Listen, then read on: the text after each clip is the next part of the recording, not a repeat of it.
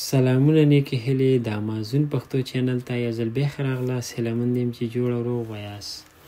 لکه څنګه چې په تېره ویډیو کې مونږ اپلای وکړله د امازون سیلر سنټر اکاونټ ته، هغه زمونږ اپروف شو په خیر سره امریکا کې. نو زمونږ اکاونټ اوپن شو، خلاص شو.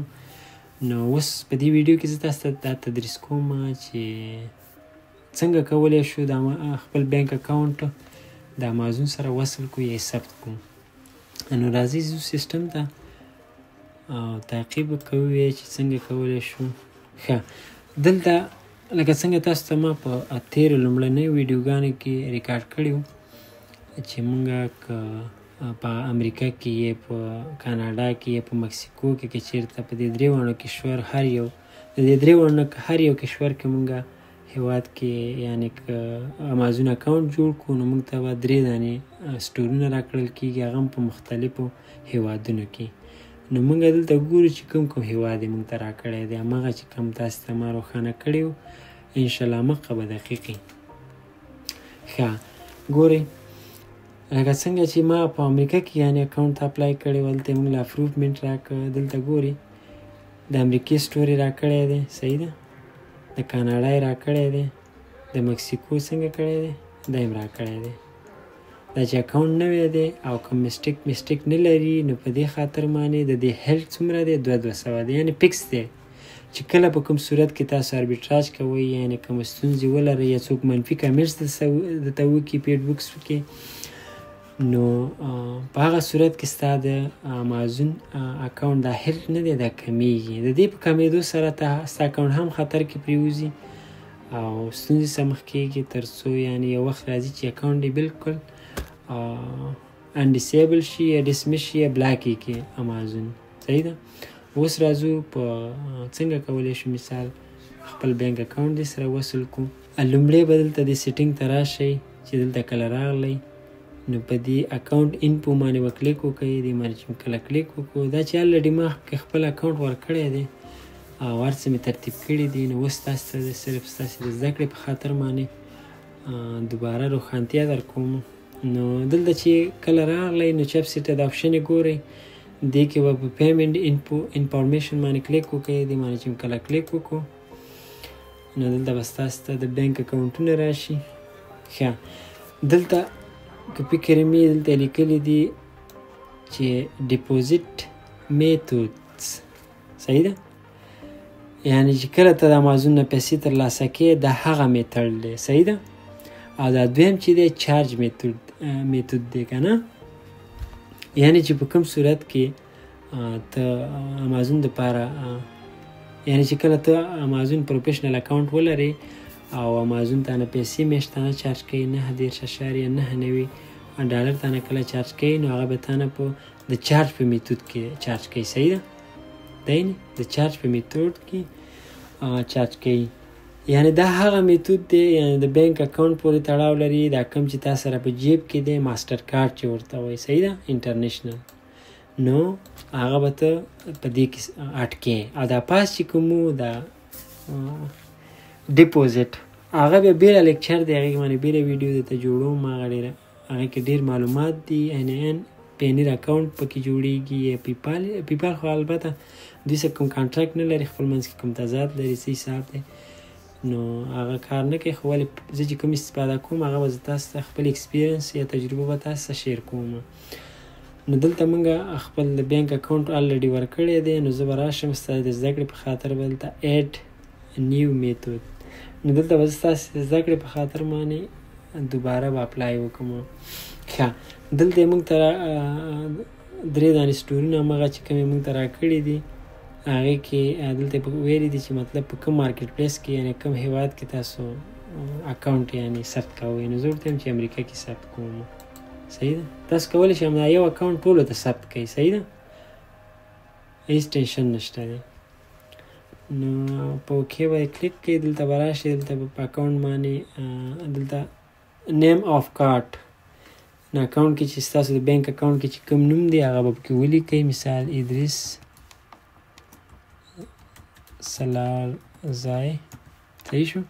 او دلته به د ماسټر کارت ورکئ، یعنی زه دلته یو نمبر ورکوم مسخد. دلته به اکسپیر ډیټ ورکوي د کارت دی.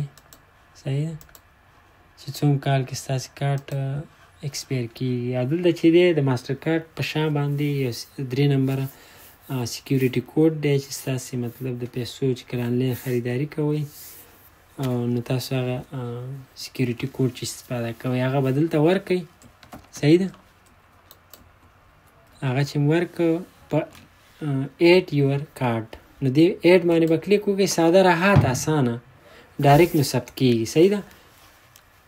ښه نو چې په دې باندې کلیک وکړو دا چې اوس دلته لیکلی دي چې کارت نمبر از ناٹ کریکټ.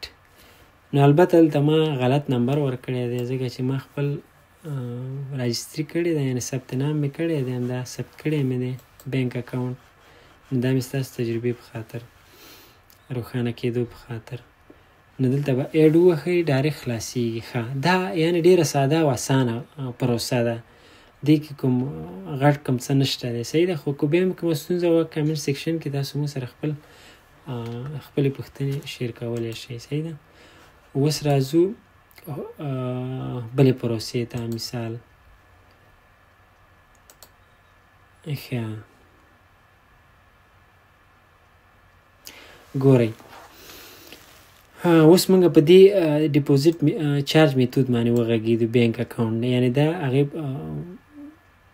مربوط یعنې ستاسو د بینک اکاونټ پورې دا ماسټر کارت پورې تړاو لري. او دا چې دی ډیپوزیټ چې دی ډیپوزیټ بیا دې کې بله ویډیو زه تاسو ته ریکارډ کوم په خیر سره. دا چې د متاسفانه د وخت د نشتون په خاطر باندې زه تاسو ته هفته کې یو دانه ویډیو ریکارډ کوم. او اصلي کې پلان کې دوه دي خو ولې وخت نشته دی دومره. نو په دې خاطر بخشش کوئ. نو په دې باندې زه تاسو ته بله ویډیو ریکارډ کوم ځکه چې د دې پروسه اوږده ده. دې کې دننه به ځي بل اکاونټ به جوړې پینیر لکه وغیره ریمیټلی یا کلارنا او پیپال په څیر باندې د بینک آنلاین اکاونټونه به دې سره وصل کوئ. نو کوم چې زه استفاده کوم همغه زه تاسو ته دلته روښانه کوم او چې څنګه وصل کېږي او هغه بینک اکاونټ څنګه آنلاین شئ جوړولی نو هغه بیا ټول هر څه تشریحات دلته زه تاسو ته در کوم.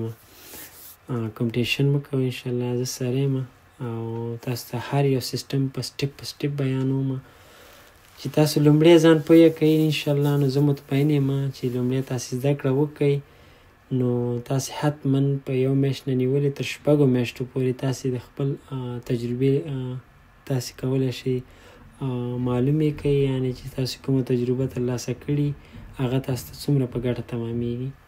او تاسو سیل هم کولی شئ سپلایر سره په کوم ترتیب تاسو کانټراکټ کوئ په کوم ترتیب تاسو بای سیل کوئ په کوم ترتیب تاسو بای وین کوئ په کوم ترتیب تاسو لیسټینګ کوئ. دا هر څه تاسو ته سټپ په سټپ بیانوم انشاءالله د دې په څیر باندې چې دا په کوم ډول چې زه تاسو ته تشریح در کوم په یوټیوب کې نو انشاءالله دا تاسو تجربه کوئ چې بل ځای کې تاسې کورس کولی شئ واخلئ. یعنې زه ممانعت ته نه ریکمنډ کوم چې مه اخلئ خو انشاءالله د دې په څیر باندې به تاسو ته په یو ځای کې هم تشریحات څوک در نه کړي لکه څومره چې ما دلته زه تاسو ته سټپ په سټپ در کوم.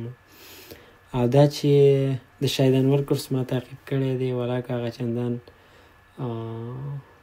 لیکچر یې پکې دقیق پکې نشته دی ورپسې راتېر شه. داسې ډېر د پاکستان نه ما تحقیقات کړي دي هغې کې هم نشته دی ټول د پیسو بچي دي.